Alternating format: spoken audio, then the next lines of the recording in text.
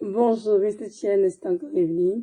Soyez mon bien nom précieux de notre Seigneur, qui vous comme de toutes ses grâces et vous accorde une pleine espérance en ce temps de la fin. Aujourd'hui, nous sommes le 20 janvier 2021 et mon message est intitulé « Es-tu prêt à rencontrer le Seigneur Jésus-Christ ?» Oui, ça c'est une question que nous devons nous poser tous les jours.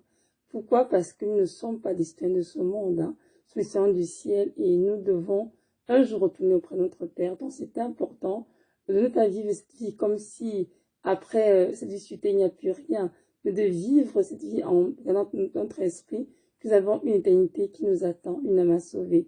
Donc nous devons nous préoccuper tous les jours de notre état spirituel, de notre condition spirituelle et de savoir que notre Père Céleste nous envoie ici sur terre juste pour sauver nos âmes afin que nous puissions être conseillés et vivre toute l'éternité auprès de lui. Donc, mon frère, ma soeur, c'est une question que je te poser tous les jours. Pourquoi? Parce qu'il faut que tu sois prêt pour le retour du Seigneur. Il faut que moi qui prêche lui, que je sois prête pour le retour du Seigneur. Maintenant, la question est celle-ci. Comment faut-il se préparer et pourquoi faut-il se préparer? Pour nous préparer, pourquoi? Parce que le Seigneur Jésus-Christ a dit en Matthieu 24, verset 44, « Soyez donc prêts, car vous ne savez pas le jour où votre Seigneur reviendra vers vous. » Nous comprenons bien par ce verset que pour être prêt, il faut se préparer. Amen.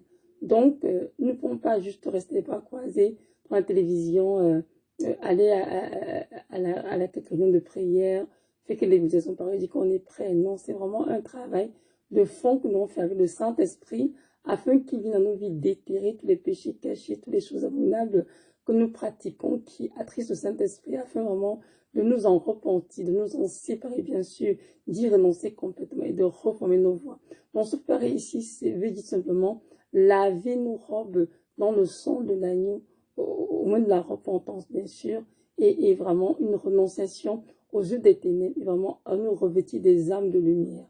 J'aimerais ici mentionner que aller à l'église ne suffit pas. Dire qu'on est le Seigneur et qu'on croit ne suffit pas. Nous devons avoir des vies conformes à la saine doctrine, des vies conformes à la parole de Dieu. Et beaucoup de chrétiens ici dehors, malheureusement, sont quand même des chrétiens de nom. Mais en réalité, leur vie est contraire à ce que Dieu demande. Leur vie est une vie qui glorifie plutôt Satan. Et ça, ces chrétiens comprennent bien qu'à l'enlèvement, ils ne pourront pas partir. Oui, mais dans le Seigneur, il est temps de comprendre que croire, ne pas juste dire je crois de manière psychique, je crois en Dieu. Il faudrait que tes œuvres montrent que tu crois en Dieu. Il faudrait que ta vie démontre aux païens et aux chrétiens que, en effet, tu es un enfant de Dieu. Et il faudrait que le Saint-Esprit qui est en toi atteste que tu es dans la vérité. Oui, parce que c'est important dans la vérité du Seigneur, car Jésus-Christ est le chemin, la vérité et la vie. Notre Seigneur, ce qui nous a dit la parole, qui s'en va préparer une demeure pour chacun d'entre nous. Donc, il y a aussi une demeure qui attend chaque chrétien, chaque personne qui a confessé le Seigneur comme sauveur Seigneur. Et cette demeure, elle est là. Et nous allons prendre position lorsque nous quitterons cette terre, que ce soit par la mort, que ce soit par l'enlèvement. Oui, nous allons comprendre qu'après cette vie, il y a une vie qui nous attend. Et donc, nous vivre en conséquence, nous préparer vraiment à avoir des vies, comment dirais-je, ordonnées, des vies qui sont soumises à la parole de Dieu. C'est très important afin vraiment d'espérer que par sa grâce, on entrera dans son royaume, le ciel, et qu'on pourra prendre possession de notre demeure.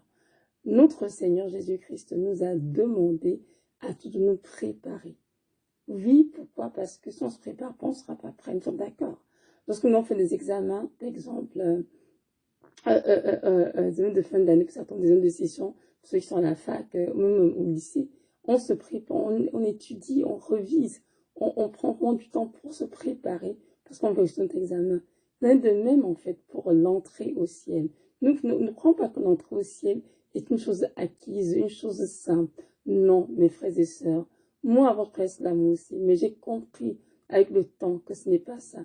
Ce n'est pas qui veut qui entre au ciel, mais c'est pour la grâce de Dieu qu'on peut entrer au ciel. Et nous comprenons bien que notre Dieu est un Dieu saint et en lui, il n'y a aucune impureté. Dieu, il a dit la parole, soyez saints car je suis saint. Nous comprenons bien, donc, sans la sainteté, bon, je vois sa face. D'ailleurs, il a dit d'ailleurs en Hébreu 12 et 14, recherchez la paix avec tous, et sans la sanctification, personne ne verra la face du Seigneur.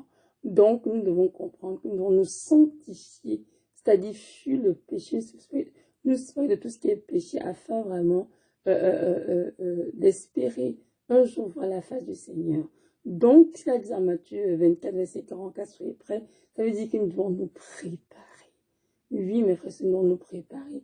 Et la préparation se fait avec le Saint-Esprit de Dieu dans l'intimité. Dieu nous montre dans nos vies des choses à changer, des choses auxquelles nous devons renoncer. On fait le ménage autour de nous, dans la maison, au niveau de notre de nos vies quotidiennes, au niveau des relations. Il y a des raisons dont nous en séparer, des relations qui peuvent nous empêcher au ciel, dont nous en séparer. On fait le ménage dans notre façon de gérer nos finances. Oui, c'est très important.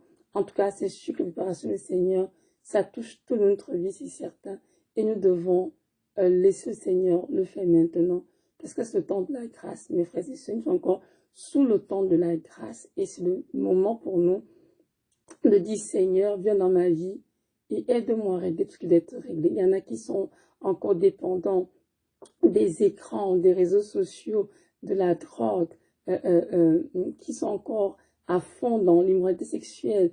Il y en a qui sont encore pris dans la captivité dans tous les cas. Ce qui est sûr, c'est que peu importe la captivité qu'on se trouve, notre Seigneur est le Dieu qui délivre. Alors, Amen. C'est dans la parole, hein, dans la parole que notre Dieu a tout accompli, Golgotha, lui à la croix.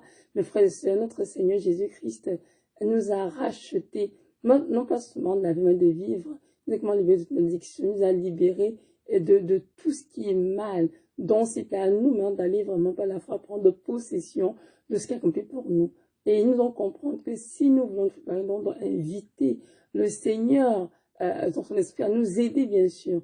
Si nous voulons nous payer tous en nous appuyant sur notre propre chair, nous sommes assurés que nous sommes voués à l'échec parce que nous comprenons que la sanctification n'est pas l'œuvre d'un homme, hein, c'est seulement l'œuvre de l'Esprit Saint en nous. Donc c'est important, mes frères et sœurs, de comprendre que c'est le Seigneur qui nous sanctifie.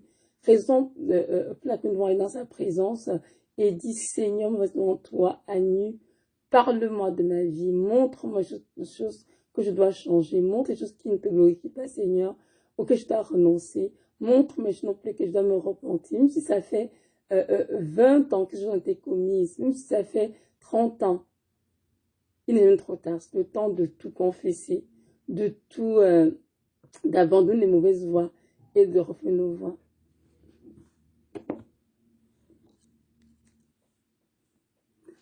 Voilà, désolée, je m'excuse, j'ai eu une petite interruption, j'ai eu en fait une visite, je suis désolée, j'espère que je n'ai pas perdu le fil à la prédication, en tout cas j'espère bien. Donc je disais tantôt, donc c'est important pour nous, frères et sœurs, de nous préparer, sachant que notre Dieu reviendra un jour, il y a une date, une heure, en fait, que nous ne connaissons pas.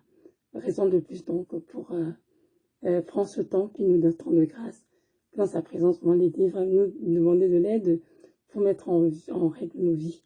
Parce que si nos vies ne sont pas en règle, si nos vies ne sont pas nettoyées, nous comprenons bien, lorsque la trompette sonnera, nous ne pouvons pas monter. Nous ne pouvons pas monter, pourquoi? Parce que nous ne sommes pas prêts. Et ce serait très triste. Souvenez-vous hein, des vierges sages, des vierges folles. Les vierges sages étaient préparées. Elles ont eu le temps de mettre de l'huile dans le lampe, c'est-à-dire de faire l'œuvre de Dieu, de vraiment être en communion avec le Saint-Esprit constamment. Mais les vierges folles, elles se sont endormies en attendant l'époux. Alors je t'invite aujourd'hui à te réveiller et à te préparer adéquatement pour le retour du Seigneur, afin de ne pas laisser, afin de ne pas être laissé en arrière. Car tu sais très bien comme moi que des moments terribles, des moments périlleux attendent de la terre lorsqu'un moment se produit. Donc c'est le temps pour toi de t'endormir, c'est le temps de te réveiller et donner l'aide au Seigneur pour reformer ta vie, reformer tes voies et changer d'attitude, changer de vie, changer de cœur et vraiment changer de vêtements, oui, et vraiment accepter et vivre la vie que Jésus-Christ a pour toi. J'aimerais te dire que le Seigneur, il t'aime, il veut te sauver. C'est pour ça qu'il vient aujourd'hui vers toi pour te dire, mon enfant, réveille-toi. Réveille-toi et je vais t'éclairer. Je vais t'aider à te préparer afin que je reviendrai. Tu seras prêt pour partir avec moi. Alors mon frère, ma soeur, je t'encourage. Je t'encourage vraiment à ne pas te laisser berner par cette doctrine de démons. Comme quoi tu es sauvé pour toujours. Ce sont des histoires à dormir debout. Tu dois comprendre que tu dois travailler avec crainte, vraiment ton salut. Et vraiment demander à celui qui a la capacité d'envoyer une âme aussi loin en enfer, de te révéler, de te donner ta vie et de t'aider à mettre ta vie en règle. Il est le seul juge, il est le seul qui peut te dire, mon enfant, ceci, c'est pas de moi, ceci est de moi. Il est celui qui peut te dire comment ta vie tu l'amènes, comment est-ce qu'il pose ce regard dessus. Comprenons bien que celui qui juge, ce ne sont pas les hommes, c'est bien le Seigneur Jésus de Nazareth. Donc il est digne de confiance. Donc je t'encourage à aller vers lui et de le laisser vraiment aider à mettre en règle ta vie, te laisser, vraiment t'aider à nettoyer ta vie. C'est très important. Donc voilà. Alors ma question est toujours celle-ci. Ne pas changer. Es-tu prêt à rencontrer ton Seigneur Jésus? Il faudrait que toi et moi, que nous soyons capables de dire oui à cette question que oui, je suis prête, moi, Evelyne, que tu disais oui, moi je suis prêt. Donc, et pour ça, nous devons donc faire le ménage. J'ai commencé la première Seigneur avec quelques années. Et je peux vous dire que le Seigneur, il est un Dieu pur. Et en lui, il n'y a point de pureté. Lorsqu'il vient dans ta vie, il fait un ménage de fond. Il a commencé avec moi. Il n'a pas encore terminé, croyez-moi. Bon, il a levé à beaucoup de couches, de ténèbres. Des choses qui avant pour moi étaient des choses normales, des choses, comment dirais-je, des choses que je trouvais normales. Mais il m'a montré que non. Ça mérite. Ça à mes yeux, c'est impur. Et j'ai dû donc me débarrasser de tout. Donc comprenons bien que notre Dieu nous aime beaucoup.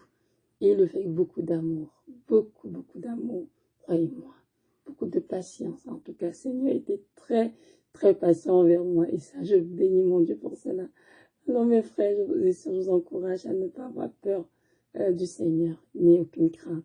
Mais aller vers lui avec des cœurs purs, des cœurs simples, des cœurs sincères. Et peu importe les péchés dans vos vies, peu importe ce qui vous empêche d'avancer, il va vous aider, il va vous en délivrer, parce qu'il vous aime d'un amour éternel et conditionnel. Alors qu'il vous bénisse et qu'il vous accorde sa paix profonde et vous aide à vous préparer pour être prêt pour le jour de son retour. Shalom.